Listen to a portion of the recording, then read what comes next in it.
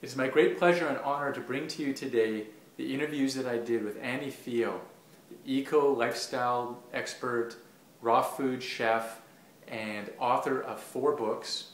Annie's one of my favorite raw food experts because her recipes are simple and easy and don't take a lot of time. They don't have a lot of stimulants or fat or sugar in them.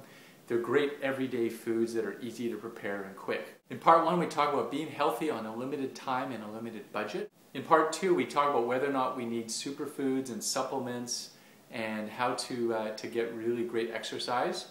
And in part 3, we talk about our family and our cultural background and our history and how it affects our health and our vitality.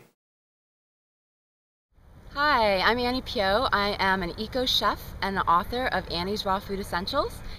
My definition of health is a balance across many things. I believe that health is much more than just nutrition. Obviously, the nutrients we put into our body help to fuel our brain and orchestrate the trillions of cells in our body to be healthy, to fight disease, to stay strong, to be vibrant. But it's not just about nutrition, it's really about our state of mind. I think one thing that's very important is the attitude of gratitude, giving thanks, being happy, having healthy relationships with friends and family, helping others in our community, and giving back. Also, exercise is a very big component, and meditation, which is actually exercise and maintenance of the brain, I feel is very important. Stretching, so things like yoga. So I feel like it's a lot of different things in life that need to be balanced, and that is my definition of health. So one of the biggest questions I get from people is that, how are you healthy when you don't have the time or the resources and the money? I actually find that raw food is the most time efficient manner in which to prepare food and the most economical. And I'll explain it like this. All food starts out fresh anyway. So if I'm gonna make a tomato soup, I will take tomatoes, olive oil, a little bit of garlic or herbs, put them into my blender, blend into a tomato soup. Now that's my gazpacho. It's ready to eat right out of the blender.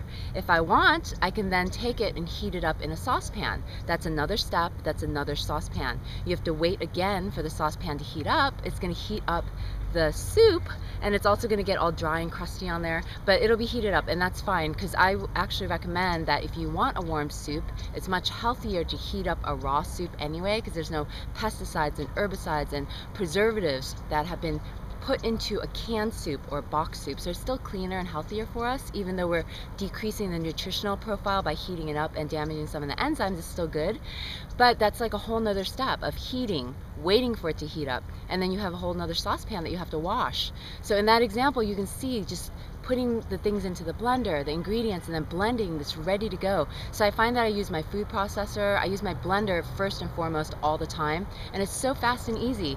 And when I go to the farmer's market, I'm really lucky because I'm here in Southern California. We have several farmer's markets every day, so I know I'm really fortunate all year round. But I'll go and I'll take a giant shopping bag and I'll buy like literally 5 bunches of parsley, 2 bunches of chard, 2 bunches of collard greens, 5 bunches of kale. I'm juicing a lot of this as well, some beets, some celery, a whole bunch of celery.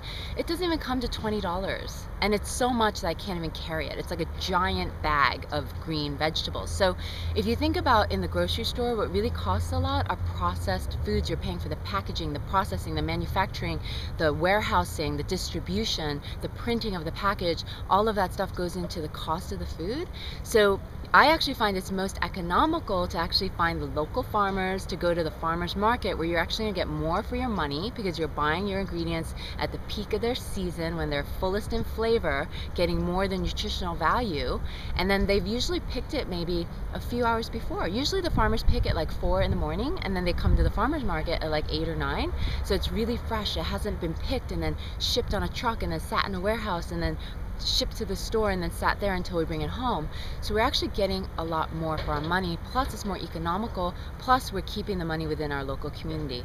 So I actually find for myself as a single person, for the vegetables, I can live on about $20 a week, and I'm doing green juices as well. So in addition to that, I used to do a lot more nuts and seeds, but I don't do as many of those anymore.